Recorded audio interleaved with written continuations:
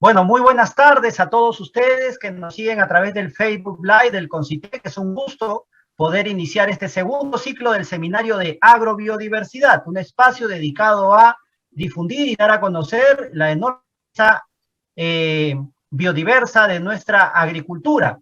Este nuevo ciclo va a correr desde este mes de mayo a posiblemente hasta el mes de noviembre.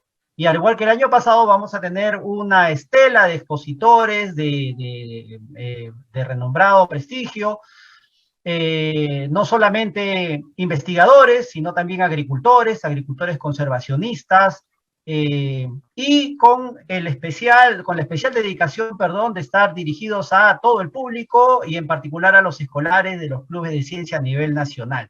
Esta primera charla que ofrecemos el día de hoy, miércoles 25 de mayo, va a estar a cargo del doctor Richard Webb, un economista muy reconocido, pero antes vamos a tener las palabras de apertura del presidente del CONCITEC, el doctor Benjamín Martí Corena Castillo, a quien ya le damos la bienvenida. Doctor Martí Corena, muy buenas tardes. Buenas tardes, Neido, y muy buenas tardes igualmente a todos los participantes en esta reunión. El Seminario de Agrobiodiversidad se ofrece como una reunión semanal de 1 hora de duración en la que un profesional especialista en diversidad biológica vegetal de las distintas regiones del país o un investigador en temas de ciencia, tecnología, economía y sociedad agraria relacionada con la alimentación realiza una exposición breve de entre 25 y 30 minutos, seguida de un diálogo con el público asistente. El público de este seminario es esencialmente de jóvenes escolares de todo el país, para que las nuevas generaciones de ciudadanos peruanos tengan información pertinente y de calidad y una visión acertada y suficiente del país del que son parte y al cual deben encaminar sus esfuerzos formativos actuales y los que prevén realizar al término de sus estudios escolares, cuando deban realizar su elección sobre lo que se proponen ser y hacer en su vida adulta.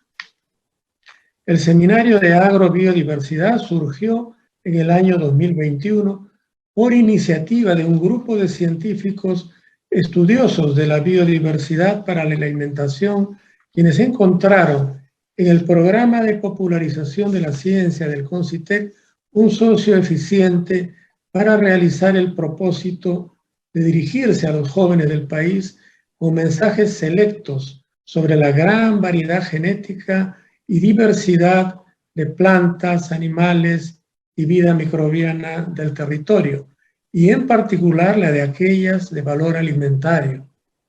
De más está decir que este campo de conocimientos es de vital importancia para el Perú, que como país biológicamente mega diverso, tiene en esa realidad la marca más eficaz y viva de identidad local, regional y nacional, y el mejor instrumento de supervivencia y desarrollo si se la gestiona con conocimiento científico y vocación por el bien común. Entre junio y noviembre del año 2021 tuvimos 20 sesiones del Seminario de Agrobiodiversidad con la asistencia de miles de jóvenes, mujeres y hombres, de las más diversas ubicaciones en la geografía del Perú. Este año esperamos incrementar esa participación con los alrededor de 6.300 clubes de ciencias registrados en el CONCITEC en otras tantas unidades escolares de todos los distritos y regiones del país. Todas estas reuniones están grabadas y pueden ser vistas por cualquier joven o adulto que se interese en revisar lo ya avanzado. En este segundo año del Seminario de Agrobiodiversidad se hará del mismo modo la grabación de las exposiciones y de los diálogos de los participantes con el especialista invitado. Deseamos el mayor éxito a este segundo año del seminario y nos esforzaremos porque sea así. Los invitamos a ser continuos, perseverantes y proactivos participantes. Los esperamos aquí todos los miércoles del año a las 5 de la tarde. Iniciamos con el doctor Richard Webb, distinguido economista y estudioso social y en particular de la sociedad rural y expresidente del Banco Central de Reserva del Perú. Muchas gracias.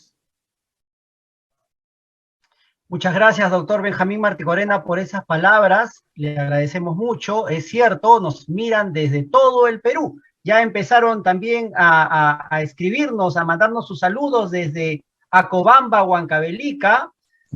Saludamos a Nino Guamán Huarcahuachi, a Magyeli Margarita Javes Samán desde Cajamarca, a Noé Drogo desde La Libertad, a Lina G desde la institución educativa La Casita Feliz de los niños en Talara Alta. Y así como ellos, pues nos están mirando desde Guaitará, desde Máncora, desde Huancabamba, en fin, desde diferentes partes del Perú. Agradecemos mucho esta sintonía que tiene el Seminario de Agrobiodiversidad, un espacio para conocer la riqueza agrícola del Perú. Vamos entonces a empezar a compartir, a presentar a nuestro expositor. Permítame, por favor, compartir la pantalla antes. Y como acostumbramos también en la edición pasada, queríamos nosotros compartirles un video acerca de lo que es la agrobiodiversidad, un video que ustedes seguramente recordarán del año pasado, pero siempre es bueno regresar a él y conocer en un minuto solamente qué cosa es la agrobiodiversidad. Así que allí va. Imagina tu cena más reciente. ¿Qué aspecto tenía el plato? ¿Puedes contar el número de diferentes verduras, proteínas animales, granos, frutas, semillas, frijoles que hicieron parte de tu comida? La agrobiodiversidad describe la riqueza de diferentes plantas, animales y microbios que componen nuestros sistemas agrícolas. Cuanto más diverso es un sistema, más saludable y sostenible es. Eso significa cultivos más fuertes, rendimientos más estables y, en última instancia, una población más saludable y empoderada. Pero a pesar de los esfuerzos de conservación de investigadores y agricultores de todo el mundo, nuestra diversidad está desapareciendo de los sistemas alimentarios. Para que todos los beneficios de la agrobiodiversidad beneficien a los humanos y el planeta, necesitamos que legisladores, empresas y los consumidores se involucren. ¿Estás preparado para el reto? Únete a nosotros en línea y sé parte de la discusión global sobre agrobiodiversidad. Muy bien, ese ha sido nuestro pequeño video para conocer qué cosa es la agrobiodiversidad, un elemento clave ahora que se habla de una posible crisis mundial de alimentación, así una crisis mundial alimentaria, una crisis global alimentaria, ¿no? Entonces, aquí resalta muy bien la investigación en agrobiodiversidad para hacerle frente justamente, y el Perú es uno de esos países que tal vez está mejor preparado que otros o tiene mejores condiciones para enfrentar esto por su rica agrobiodiversidad. Vamos a presentar ahora a nuestro expositor inaugural, él es el doctor Richard Webb, es máster en Economía y Geografía por la Universidad de St. Andrews en Escocia y doctor en Economía por la Universidad de Harvard. Ha sido gerente de estudios económicos del Banco Central de Reserva del Perú, donde también ha sido su presidente en 2 ocasiones. Él también se ha desempeñado como profesor visitante en la Universidad de Princeton, ha sido docente en la Universidad Pontificia Universidad Católica del Perú, es economista del Banco Mundial, investigador en el Brookings Institute y coautor de la publicación El Banco Mundial, Historia de su primer medio siglo. Desde el 2004 es director del Instituto del Perú de la Universidad de San Martín de Porres y además es un divulgador de conocimiento, un divulgador de la ciencia a través de sus acostumbradas columnas en un diario de amplia circulación nacional, esto desde el año 1982. Doctor Richard Webb, muy buenas tardes, bienvenidos al seminario y muy agradecidos por ofrecernos usted la charla inaugural. Muchísimas gracias, Neido y Benjamín. Me encanta la oportunidad para conversar sobre un tema que me ha estado entusiasmando mucho, interesando mucho durante los últimos 2, 3 años. Yo no soy científico, economista, y más bien, pero hace unos años me interesé en el tema del desarrollo rural y visitando varias provincias de la sierra, terminé escribiendo un estudio sobre el desarrollo que se viene dando en nuestra sierra, en las zonas más pobres incluso. Y uno de los lugares que visité fue Acobamba. Y me encantó saber que hay una persona que está participando esta noche, que es de Acobamba, porque en Acobamba, que me encantó la provincia, tomé una foto que la usé para la carátula del libro que después publiqué sobre todas esas investigaciones. Todos esos escenarios de la sierra son realmente impresionantes, maravillosos. Le cuento, doctor Webb, que no solamente hay de Acobamba, ya están conectados desde Arequipa, están conectados también desde Lima, por supuesto, están conectados desde el Santa, desde Juanjuy, representando a la ceja de selva, la selva. Nos saluda Estrellita Román desde Villaprado, Juanjuy. Desde Piura también tenemos, desde Contamana, región de Loreto, así que todos ellos, muchísimas gracias por seguirnos. Esta charla que va a empezar el doctor Webb está por demás interesante y estén atentos para que nos alcancen sus preguntas también al chat, a través del chat del Facebook. Así es, doctor Webb, están conectados desde todo el Perú. Pues muchas gracias. Debería explicar que yo llegué a este tema de la agricultura cuando decidí escribir una historia de la economía peruana de la República, o sea, 200 años. Y para mí fue un aprendizaje, porque yo no estudié mucho en el Perú, incluso de niño estuve en colegio afuera por razones de familia. Entonces, para mí ha sido casi una aventura descubrir nuestra historia, por lo menos de los últimos 200 años. Y mientras más leía y trataba de entender, más sentía la necesidad de que una historia de 200 años tenga en el centro, o quizás digamos en la base, al sector rural del país y la agricultura. ¿Le parece entonces si empezamos a compartir su presentación? Sí, sí, por favor.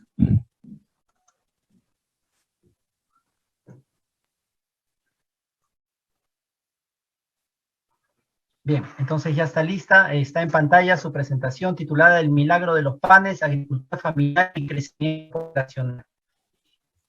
Este título, El milagro de los panes, es una reacción a mi sorpresa, porque mi sorpresa surgió porque de un lado yo leía uno que tras otro historiador y sociólogos que han mirado a nuestro sector rural y nuestra agricultura a lo largo de los últimos 200 años. Y de todas esas miradas que yo leía, siempre se llegaba a una nota o una interpretación muy similar. Y era una interpretación básicamente de desaliento, de frustración, de un sentido de que la agricultura ha sido el sector que menos ha avanzado, que se ha quedado, que gobierno tras gobierno no se interesaba, salvo en la agricultura más moderna de exportación. Y entonces empecé a mirar los datos sobre la agricultura total pero más en particular la agricultura que no es de exportación. Es la que nos da los panes para sobrevivir como una población. Y después de mirar escritores, historiadores del siglo XIX, del siglo XX, decía, todas las interpretaciones que yo leía eran pesimistas y de desaliento. Y creo que una de las palabras más repetidas en toda esa literatura era la palabra crisis. Casi siempre cuando se miraba la agricultura se terminaba hablando de problemas o de frustraciones de desarrollo, y especialmente ya en el siglo XX más y más se ha estado hablando de crisis. Y esto se fue haciendo más entendible en el siglo XX porque la población del país empezó a crecer más y más rápido. En otros países se hablaba de Malthus mucho, el intelectual que predijo que las sociedades, cuando tratan de desarrollarse, se iban a ver frustrados, porque apenas se desarrollan algo, empieza a crecer la población y termina faltando entonces alimentos, falta pan y empiezan a morir las personas y se frustra el desarrollo. Si bien acá en el Perú no se ha hablado mucho de Malthus directamente, sí se hablaba de este mismo escenario de frustración y de crisis. Y especialmente ahora, más bien los últimos 30, 40 años, como que se ha vuelto hasta más fuerte esta interpretación. Entonces, empecé me indica para avanzar con sus diapositivas, doctor Webb. Sí, yo le aviso. Vamos a una primera, la siguiente, por favor.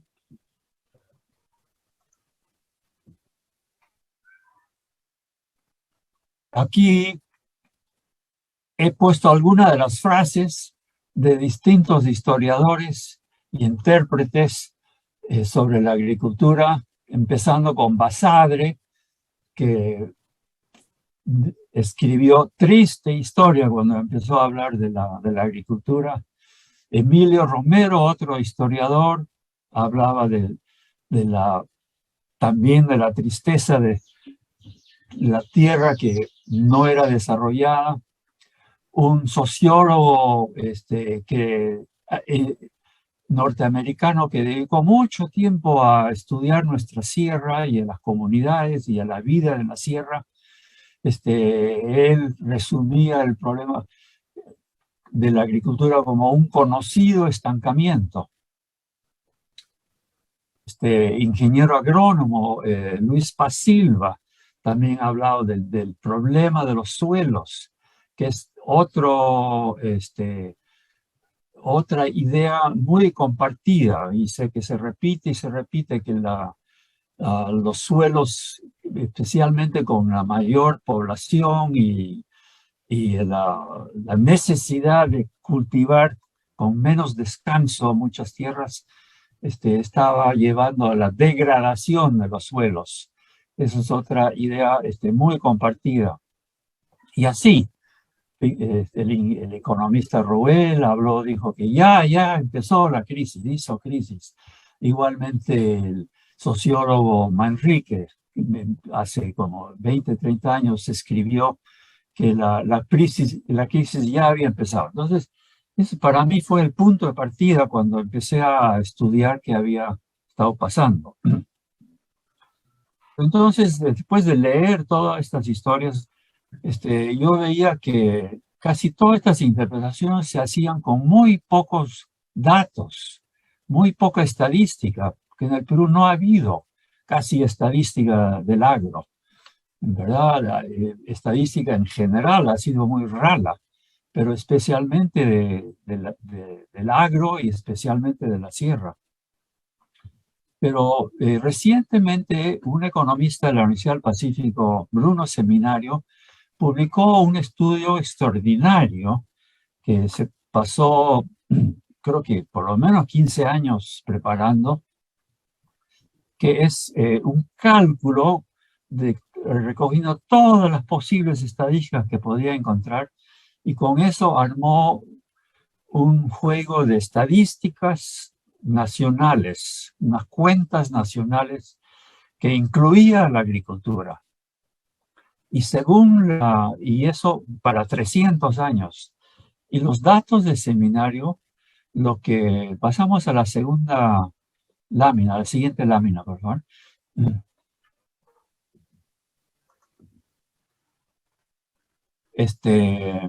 Los datos del seminario presentaban estadísticas de la agricultura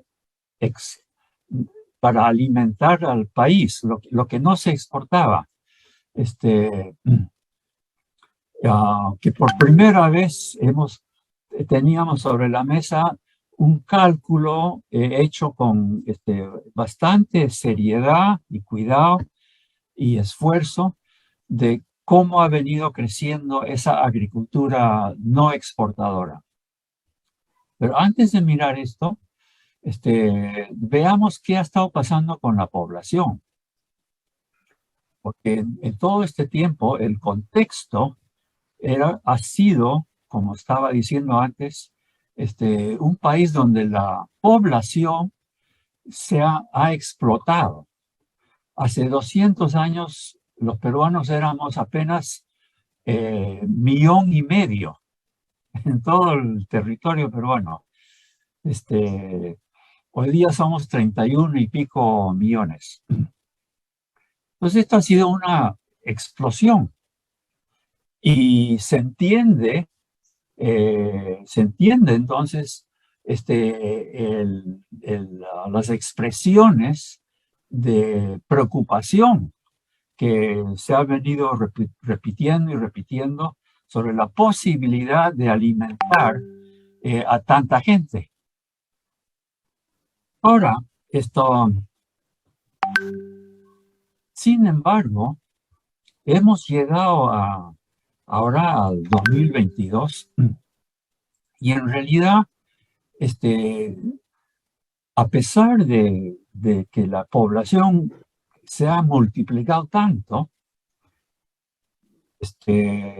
en realidad no se puede decir que ha habido una crisis malthusiana con tremendo hambre y muertes. Todo lo contrario, las tasas de mortalidad han venido bajando.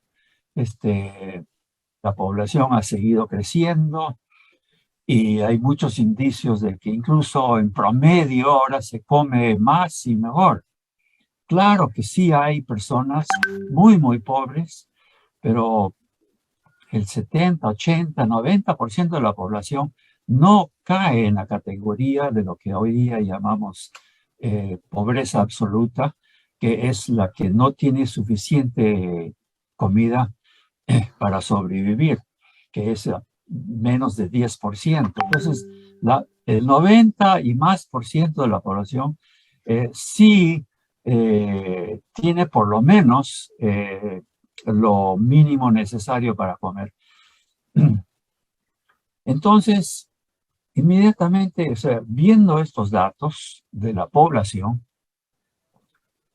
inevitablemente uno se queda sorprendido y viene la pregunta, ¿cómo diablos hemos logrado alimentar a tanta gente? ¿De dónde ha salido tanta comida?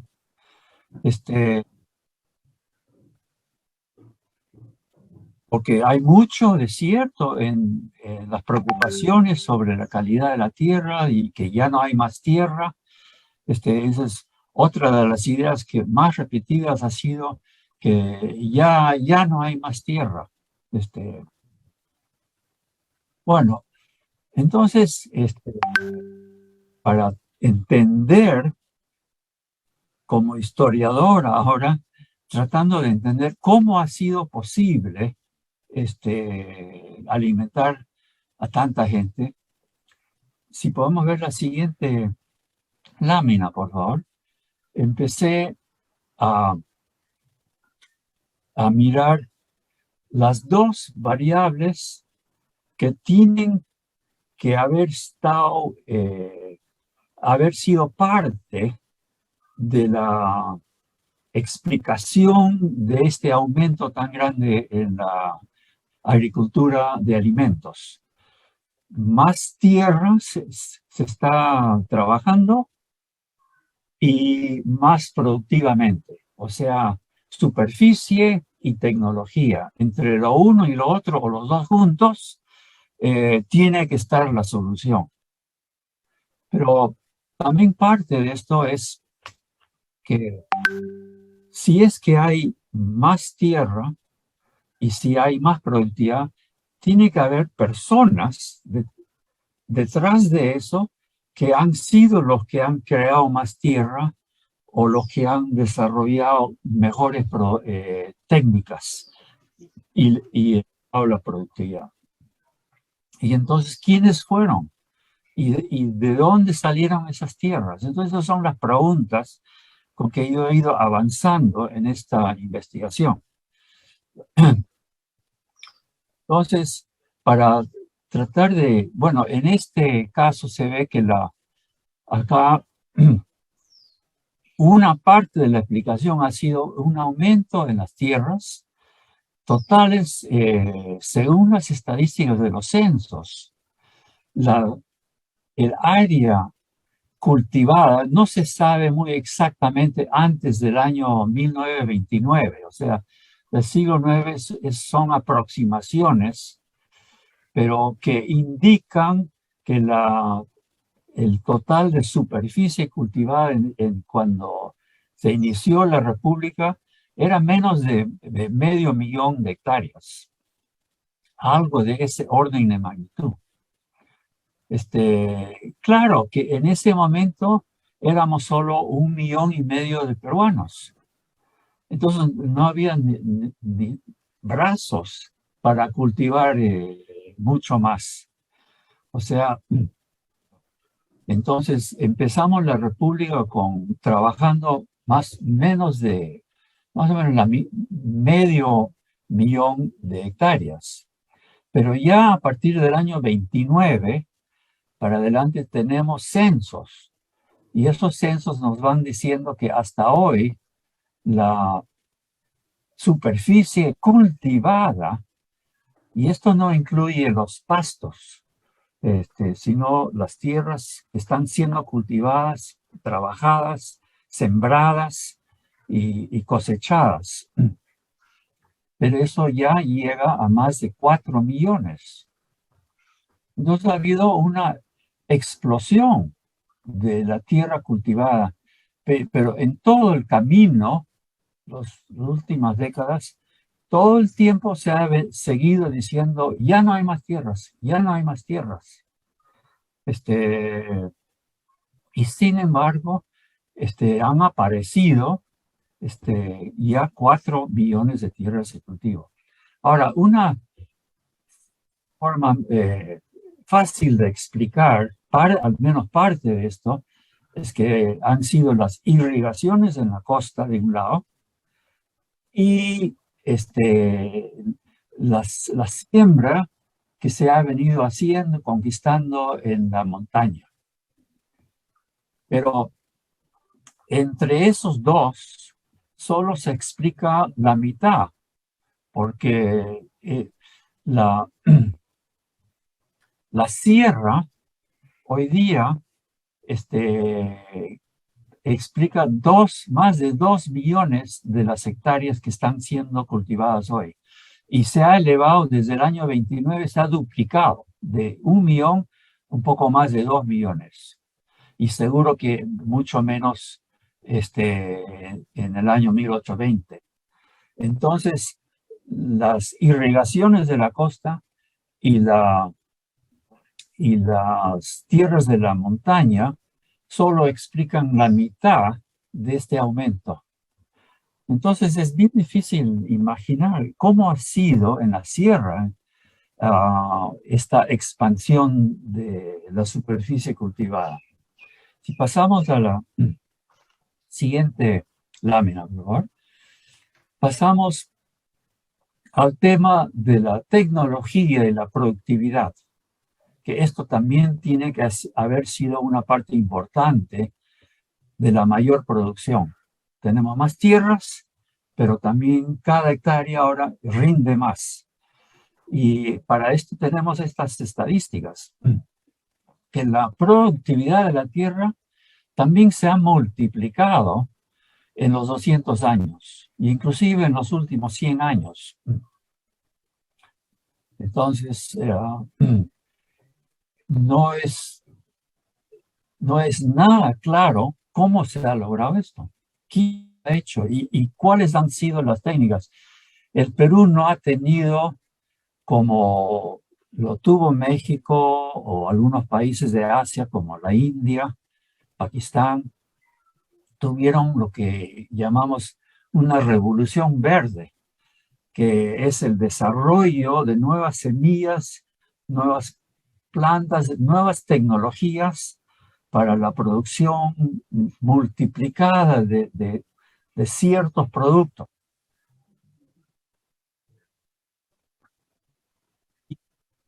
Arroz en particular, algunos otros productos. Eso no se ha, en el Perú sí hay mejores semillas y mejores técnicas, pero no ha habido aquí una masiva revolución con una solución para todo, como ha sido la revolución verde en esos otros países. El problema es que en el Perú es muy difícil, casi probablemente es imposible, lo que llamaríamos una revolución verde, porque aquí el país es tan terriblemente diverso geográficamente. Cada hectárea es un mundo distinto, con otra altura, diferente agua, diferente ángulo al sol, y con diferentes tierras. Entonces, y eso ha llevado a que tenemos también, de otro lado, la ventaja de una agricultura tan extraordinariamente diversa, que es muy bueno desde algunos puntos de vista, pero no es muy bueno para efectos de una revolución tecnológica, porque cada una de esas hectáreas necesita una receta un poco distinta, además de la tremenda diversidad de cultivos que tenemos. Entonces, si no ha sido una revolución verde, ¿qué ha sido? Aquí no hay algo, una especie de revolución tecnológica visible. Sí, claro que sí hay nuevas semillas, se ha aprendido a vacunar animales, se ha aprendido a usar semillas mejoradas, etc. Y a defendernos de los bichos. Hay una lista de tecnologías que están ayudando, que han venido ayudando, pero no ha sido aplicada de una forma muy evidente y rápida, sino ha sido algo sumamente parcial y gradual y con tremendas diferencias, porque hay algunas áreas donde se usa mucho más tecnología, otros mucho menos. Y en general, es el caso de que en la sierra se ha tecnificado todavía mucho menos que en la costa. Y sin embargo, la producción ha venido aumentando en todas partes. Entonces,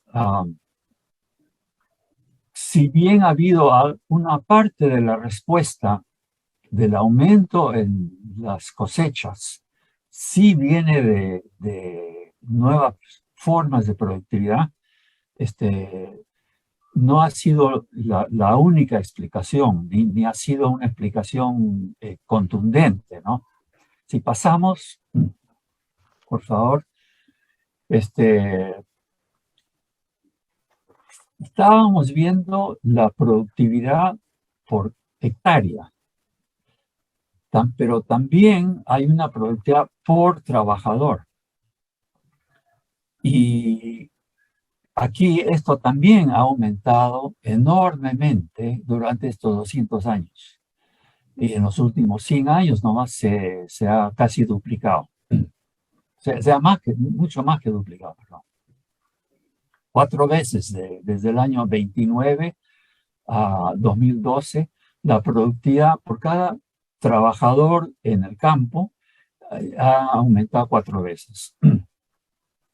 Esto también responde a las técnicas que estábamos mencionando, pero esto lo que nos dice es que ya el trabajo en el campo también es mucho más efectivo.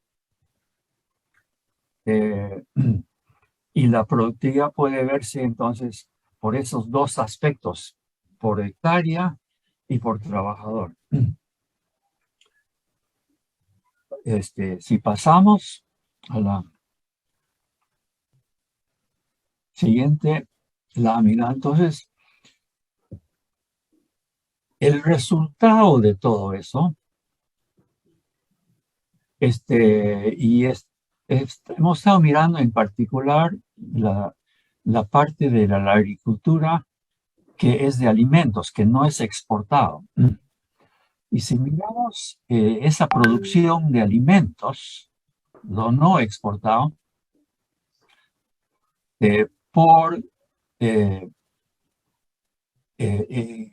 a nivel nacional, por habitante en el país, vemos una vez más un aumento enorme desde los 200 años, aunque con algún estancamiento entre los años 6-1 a la mitad de toda esta historia, hasta los años 90.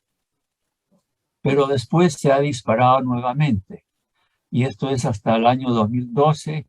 Si viéramos cifras de hoy, esto estaría bastante más alto otra vez, porque ha seguido muy rápido esta expansión. Entonces, aquí vemos que en verdad, al final de cuentas, no se dio la hambruna, no se dio una crisis de alimentos. Al contrario, ahora cada ciudadano tiene varias veces más alimentos y de hecho está comiendo no solo el doble, el triple de lo que comía hace 200 años, incluso hace 100 años. Entonces ha habido una posibilidad de vivir mejor, con más tranquilidad, y eso también se explica por qué se ha reducido tanto la pobreza extrema en el país. Pasamos a la siguiente. Ahora, es cierto que además de producir más, también ahora estamos importando más alimentos.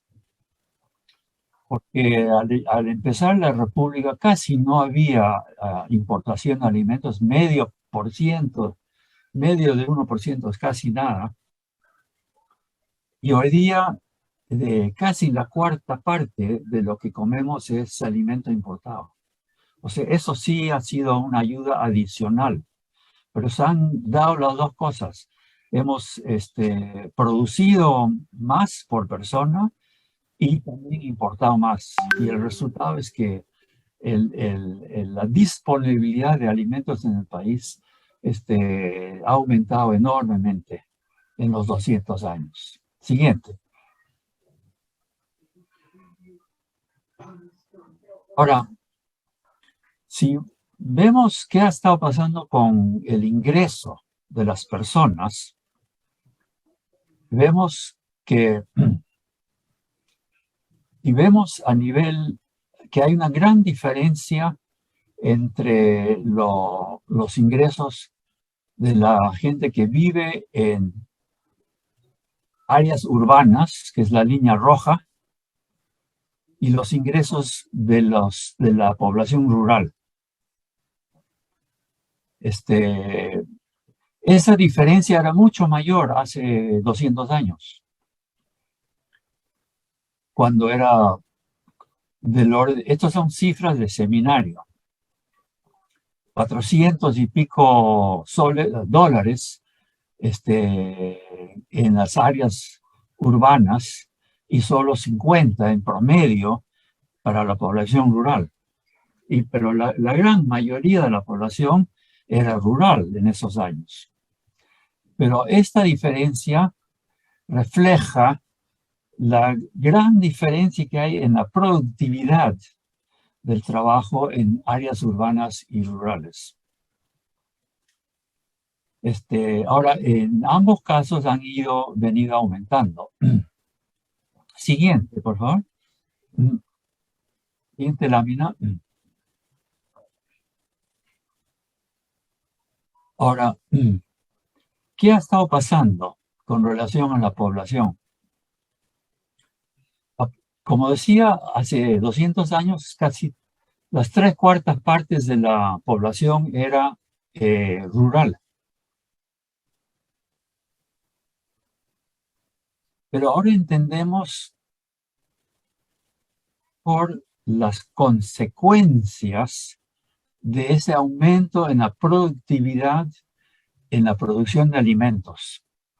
Hemos pasado de una situación donde había mucha preocupación, sino terror, de que iba a haber un tremendo faltante de alimentos, con tremendas consecuencias políticas de hambruna, muertes, etc.,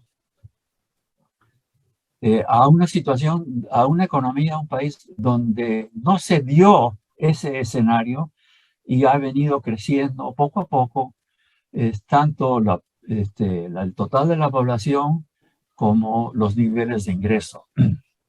Lentamente, pero al final, en 200 años, un cambio enorme.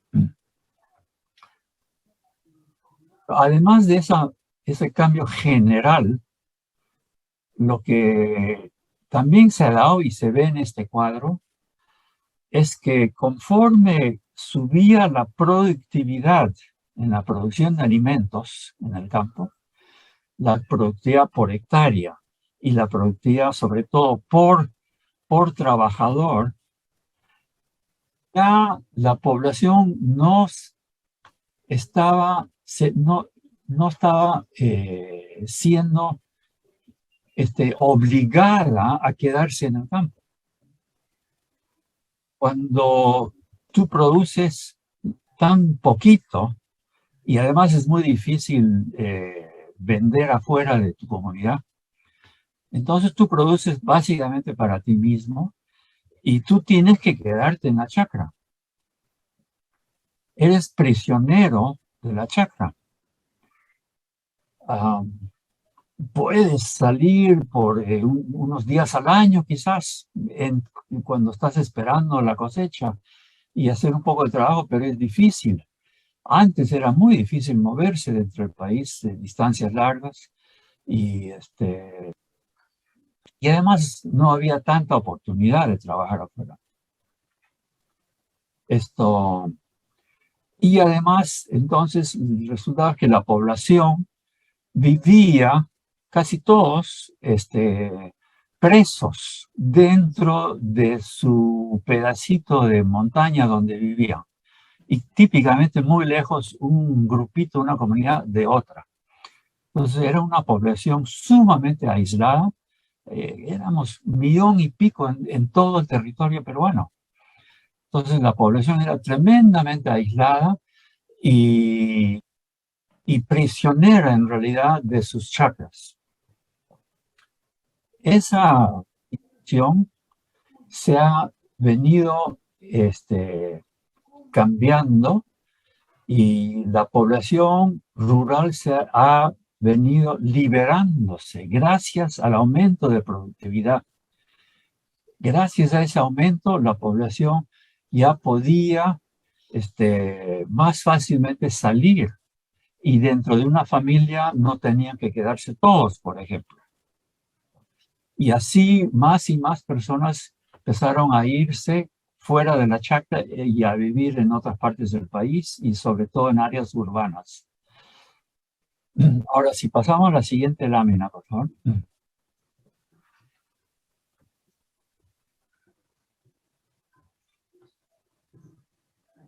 Me parece que esa es la última. No hay una de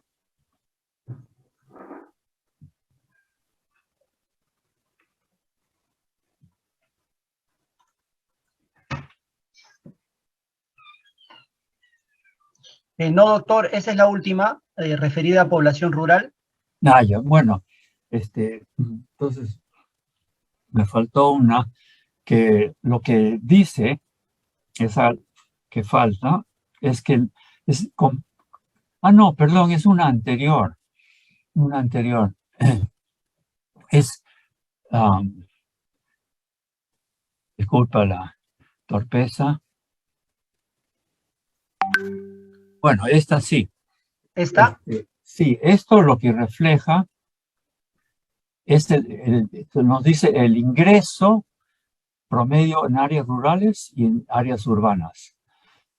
Y lo que nos dice esto es que el ingreso en las áreas rurales es mucho menos que en las áreas urbanas, pero la razón detrás de esto es la productividad. La razón de estos altos ingresos urbanos es productividad. La productividad es mucho mayor en áreas urbanas, en el Perú y en todo el mundo. Y por eso en todo el mundo, la población de hace 200 años era como el Perú. Era 70-80% rural, inclusive en Europa. Y hoy día es apenas entre 10 y 20% rural. Y en Europa es menos de 10 incluso por ciento. Entonces, en todo el mundo, la población se ha trasladado gigantemente desde las áreas rurales a las áreas urbanas. ¿Por qué? Porque en las áreas urbanas tienen productividad mucho más alta y por lo tanto niveles de vida mucho más altos. En el Perú también se ha venido dando eso. Y por eso vemos también que el porcentaje de la población rural peruana se ha venido reduciendo, hasta que hoy es más o menos la cuarta parte nomás, en vez de las 3/4 partes. Entonces, pero eso mismo ha contribuido a que ya con menos gente en las áreas rurales y con más productividad, los ingresos por trabajador han venido elevándose en las áreas rurales y acercándose más a la productividad y a los ingresos de las áreas urbanas. En otras palabras, ha habido una reducción de las diferencias y las desigualdades productivas y de ingreso entre las dos grandes áreas del país, la urbana y rural. Y esto sin duda va a continuar. E incluso estas cifras aquí son las de solo hasta el 2010, pero ya hoy día la diferencia es hasta más pequeña. Entonces, doctor, sí. Ya para ir terminando y dedicándole unos minutos a las preguntas del público, en realidad nos queda un minuto, yo quería preguntarle, si bien usted ha manifestado que no hubo una revolución tecnológica como tal, ¿no? Sí. Pero, ¿qué piensa acerca de esa conservación de los saberes ancestrales, específicamente sobre técnicas agrícolas, ¿no? Que sí fueron heredándose de generación en generación? ¿Usted considera que tal vez esto fue un motivo por el cual la producción en estas tierras, tanto costeñas como serranas, logró mantenerse en el tiempo? Yo no conozco, por eso me disculpé al principio, no conozco mucho de las técnicas particulares, ¿no? Pero lo que sí me parece evidente es que esas técnicas que lograron tanto para la población en siglos anteriores o en milenios anteriores, um, y que sobrevivieron hasta la colonia y siguiendo, en verdad mucho de eso ha seguido siendo usado hasta el siglo pasado, y todavía hay mucho que se sigue usando, que son técnicas aprendidas. Sin embargo, todo eso, ese conjunto de técnicas, está siendo ahora modificado pedazo por pedazo, cultivo por cultivo, lugar por lugar. Está siendo modificado gradualmente, porque aquí no hay una revolución tecnológica de un día para otro, sino es bien gradual este proceso de cambio, y se están modificando en función de que se está viendo que ahora algunos cultivos van a ser más comerciales que otros, porque una cosa era el cultivo de un menú que era el acostumbrado por una comunidad, y que era el que se podía cultivar en ese pedacito de la sierra o de la montaña. Eso hoy día más y más, esos mismos campesinos están produciendo en sus chacras lo que ahora pueden vender bien afuera de sus chacras, no solo para consumir ellos mismos. Y eso es lo que les está dando mucho más ingreso. Y eso puede requerir diferentes técnicas, diferente cultivo, diferentes fechas de sembrío y de cosecha, etcétera. Diferente forma de irrigar, o cuantía de irrigar, etcétera. Hay muchos cambios que se están dando en función de la gradual comercialización de toda esa agricultura de la sierra. De eso, uno ve todavía la combinación de técnicas ancestrales con técnicas ultramodernas, ¿no? Nos deja un saludo el Club de Ciencia y Tecnología Pedro Paulet. No nos menciona desde qué región nos escribe, pero le agradecemos al Club de Ciencias Pedro Paulet su saludo. También nos escribe desde Morropón, Reywin Orozco Ramírez. Aquí también nos indica Mariela Ruiz Pinedo: pongo a disposición mis ideas y manos para trabajar y así aportar con este tema productivo con mis estudiantes en mi localidad, región y país. Muchas gracias, Mariela. Justamente la idea de estas charlas del seminario es que cada uno revalore la agrobiodiversidad de sus respectivas regiones. Y Helmer Carguamaca nos pregunta, doctor Webb, finalmente, ¿cuál es entonces, a su juicio, la relación que ocurrió para esta producción y esta producción frente al incremento poblacional en el Perú? ¿Alguna conclusión? Sí,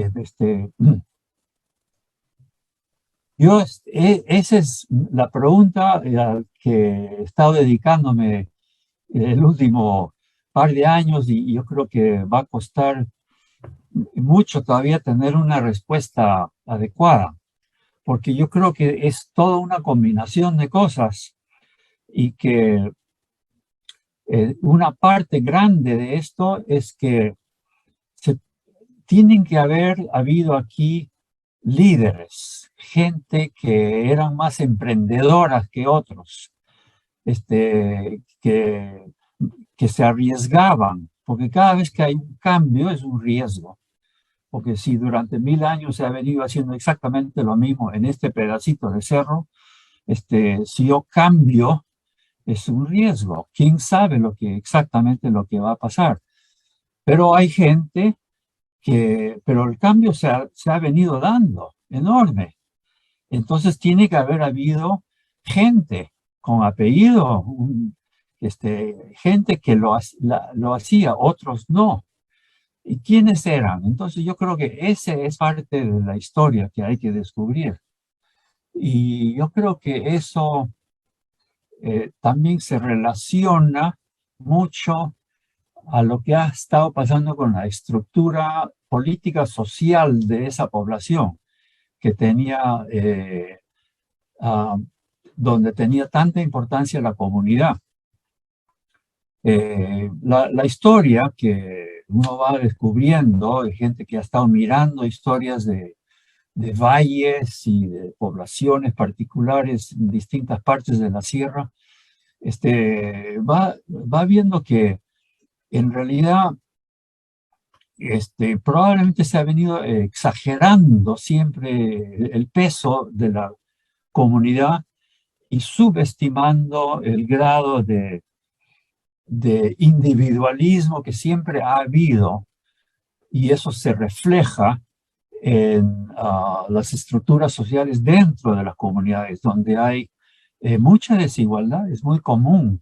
Lo normal en las comunidades serranas es que de 100 familias en una comunidad hay 5 familias que son dueños de la mitad de las tierras y de la mitad o más de los animales, y que otros comuneros más bien trabajan para ellos, si bien pueden tener también sus pequeñas parcelas. Pero entonces esa gente, un estudio de comunidades alrededor del lago Titicaca, por ejemplo, de como 15, 20 comunidades, y fue de familia a familia.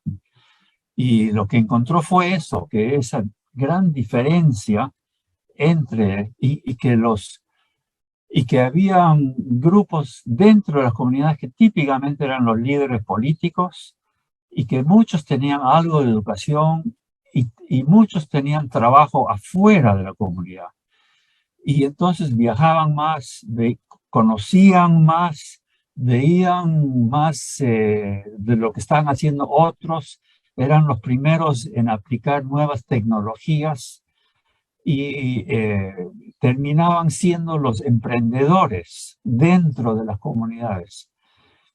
Y entonces dentro de las comunidades ha habido una desigualdad que en sí mismo es feo desde el punto de vista social, pero ha estado asociado a resultado más dinámico desde el punto de vista de activismo emprendedor, ¿no?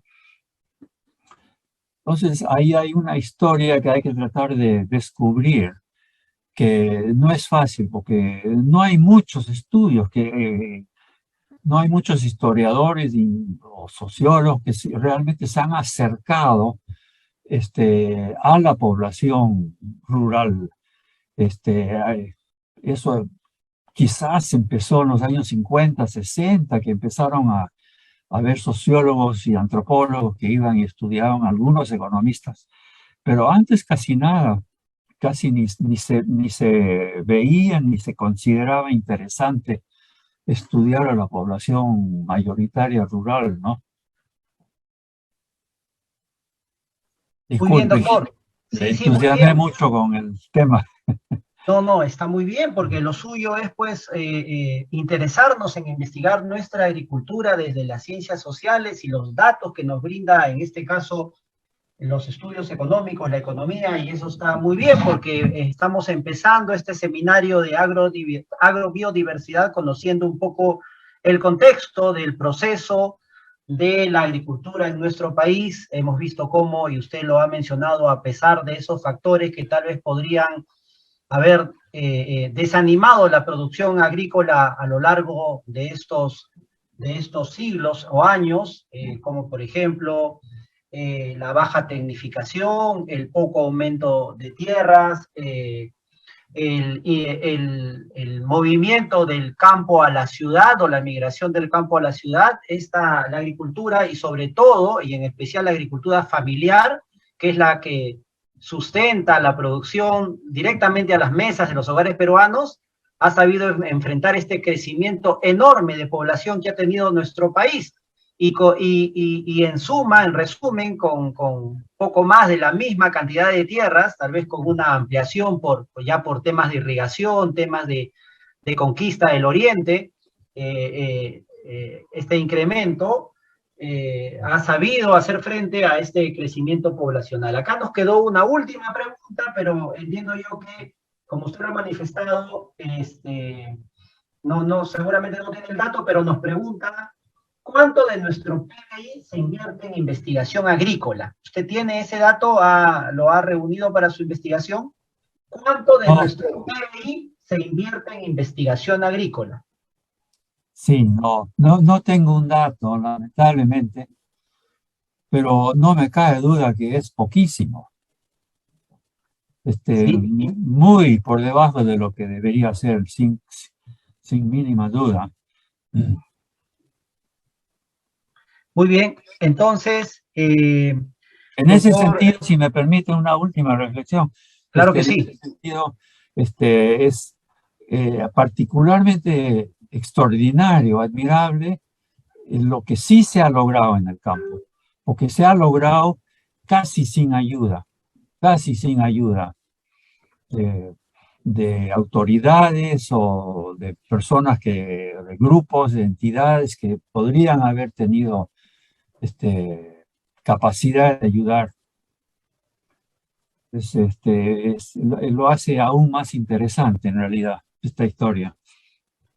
Así es, nos quedamos también con esa última mención suya. La investigación en agricultura es muy importante. En el Perú ya se viene haciendo diversas universidades, entre ellas, por supuesto, la Universidad Agraria de La Molina viene haciendo muchísima investigación para el mejoramiento de nuestros cultivos, mejoramiento de nuestras semillas, ya que la agrobiodiversidad no solamente se trabaja en el campo, que es el gran laboratorio, la gran despensa de todos nosotros, sino también se trabaja en la investigación y hay que dedicarle cada vez más atención a esta investigación. Entonces, doctor Webb, muchísimas gracias por su participación. Tal vez algunas palabras finales.